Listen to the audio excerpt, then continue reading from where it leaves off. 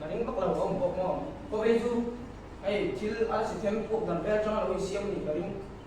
chu ka ga ye miss ju achi ni om tak tak karing om tak tak boka afa bai so krista ko sa ti mi song in chan da ni nó sợ nó sẽ có cái trâu quý và trái hiệu tập tập cô đi đi rồi anh thì sao ta miss cái bo au karing bak lo gồm nó sẽ bị được chứ Miss cái chú sẽ kéo đầu cái liệu thấu mày hôm nay anh chào em in đây lấy đây rồi chúng ta sẽ thu nhá mà sẽ định lấy đi rồi các chuyện chung tiêu trong con đi đâu nhỉ làm suốt về đó nhá các giống các làm tác suốt nhỉ sẽ sẽ làm han cả lấy han test cái này đó là vì vậy thì mình lo gì đó nhá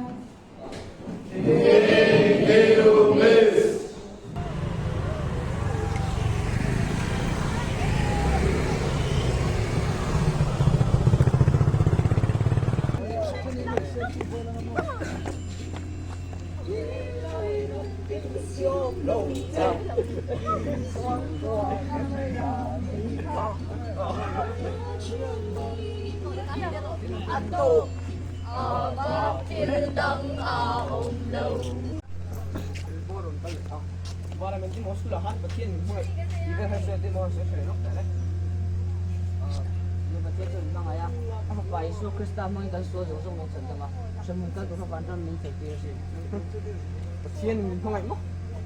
tu ti singa ti nge som ta ga mi no pi pi nga ti nge nu le pa ka nei lo em ba nge ru so som ta ka ti cha ro chang che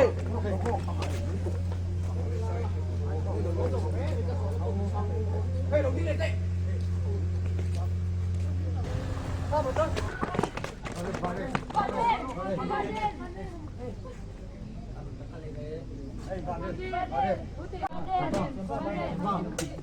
hey thật kilo bị pick của đây cái tí bắn tục đầm đấy nào còn xuôi hơn này thôi nhỉ đầm đôi em phân pick là cái tụi đấy mấy số mà không có sắc tiêu mấy số mà không lâu không tiêu cái này sản phẩm này anh kiếm không có thêm nổi với cái này xin mà ít thêm nổi là hero nó sẽ rằng thế cái chuyện nên nó có thể là mấy thế mà sẽ nó là số Christ rồi rồi mình giống mình chân tâm mình có sát thì à mình giống ta nên vang hen chân tâm tôi rồi mình đâu ngoài tôi đang chuyển đổi như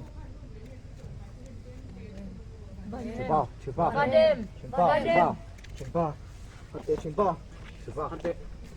bao hạt tệ